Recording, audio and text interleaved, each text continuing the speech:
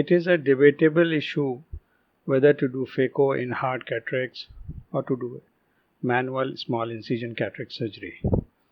But at times we are tempted, and the patients also at times demand, that phacoemulsification should be done.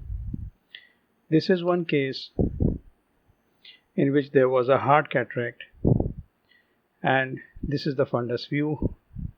Because of the opaque lens, there was no view, so a B scan was ordered, which showed a nearly normal posterior segment and a slightly increased axial length. This is the point where we are making a clear corneal incision, and notice that it is a little longer incision than usual, and this is purposeful because these cataracts will require a lot of energy, and that can actually cause a wound gape. Injecting trypan blue dye, and this will stain the capsule so that the capsular access is easier because there is no glow, so the only contrast can be achieved by using a staining technique. So once the dye has been instilled, it is washed away. I use intracameral lignocaine for that, which is diluted lignocaine, 0.5%. And then you proceed for capsular access after inflating the anterior chamber using a viscoelastic gel. I usually prefer to make a capsular access flap using the forceps only, and we have created a flap and now propagating the access so as to have a nearly large, something like 6 mm or 5.5 mm capsular access, which can easily accommodate the process to emulsify the nucleus. Going ahead with phacoemulsification, and we will be using the burst mode and horizontal chop technique. Burst mode is basically 100% of ultrasound energy delivered for 1 millisecond, and this is usually good enough to achieve good purchase in such hard nuclei. So you apply burst mode once or twice, and when you find the sleeve has been reached, then you support your nucleus using the chopper, and then you bury further, and this will provide you with a kind of purchase which is nearly up to the core.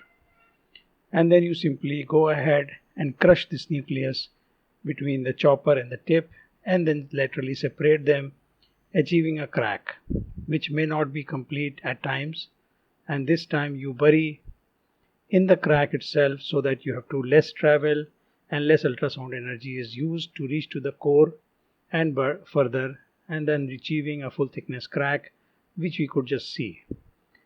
The sign that one has reached to the full thickness and the crack has been achieved, which is full thickness, is that you can see the void behind the nuclei in form of glow, or if there is no glow, then the void or the black color.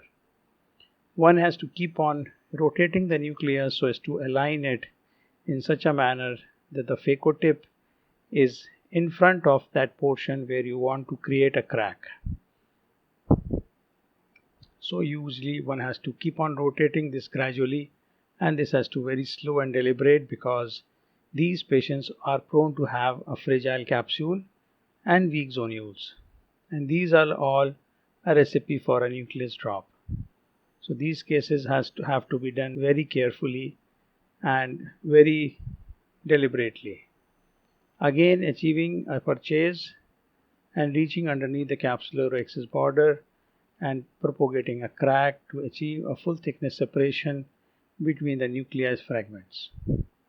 Here we can see we have created more than 4 segments, and we'll crack further, and the purpose is to have pieces as small as possible so that while emulsification process, none of the piece protrude into the anterior chamber, which can actually cause a rub between the endothelium, the corneal endothelium, and the nucleus fragment. And usually I have found that is detrimental, which can cause a post-op corneal edema and may cause endothelial decompensation.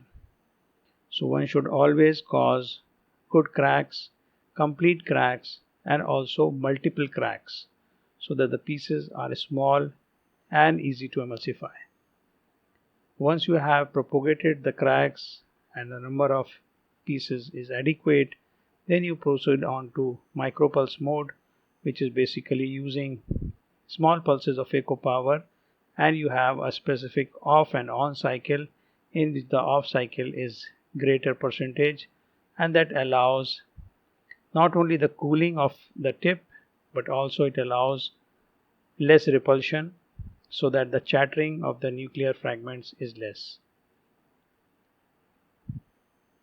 Again, rotating the nuclei so that the fragments are in front of the tip, and at times one has to attack in a manner so that the posterior plate, if there are some connections, are also severed, because until and otherwise the posterior plate is fully cracked, the pieces will remain connected behind the posterior plate, and that will be a problem because these pieces, if they are not separated, it's very difficult to emulsify them.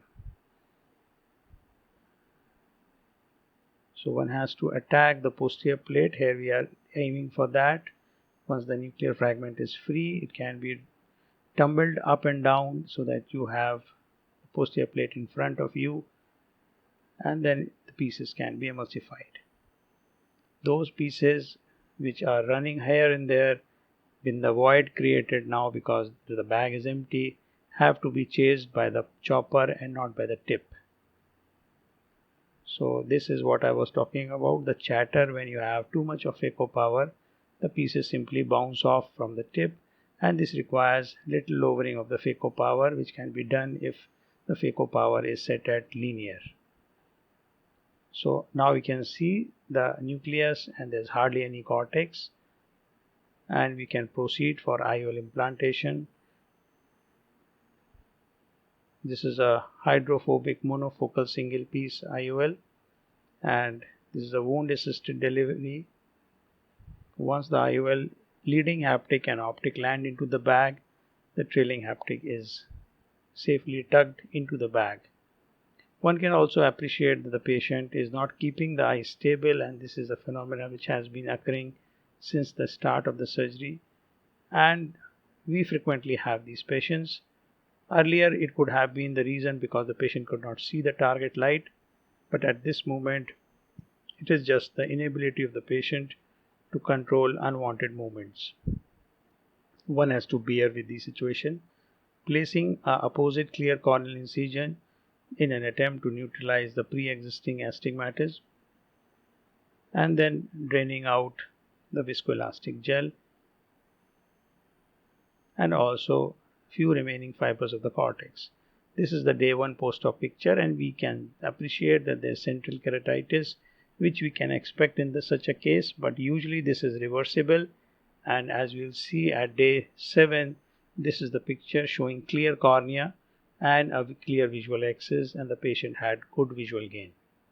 Thank you.